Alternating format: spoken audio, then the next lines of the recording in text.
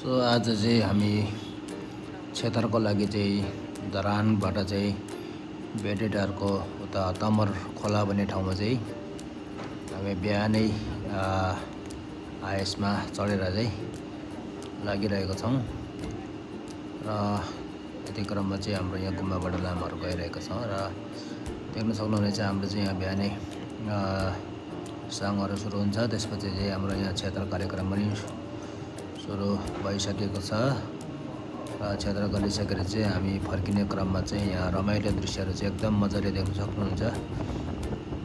जस बादलहरू चाहिँ एकदम राम्रो, तल जाँदा चाहिँ पुरै घामहरू थियो र आउँदा चाहिँ एकदम राम्रो शीतल भएको थियो।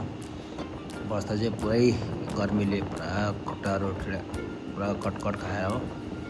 फेरि यहाँ उकालो लाग्ने बेला चाहिँ फेरि यहाँ भेटेटारतिर फेरि पानी पर्ला जस्तो भएर एकदम मौसम चाहिँ चेन्ज टाइपको देखियो हामीले चाहिँ।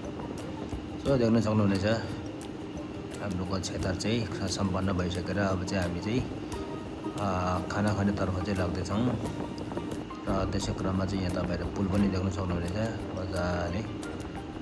हामी चाहिँ त्यो क्षेत्र गरेको यही हो, यही होला। त्यसपछि हाम्रो साथीहरू सबै गाडीमा मस्त छ हो सबै।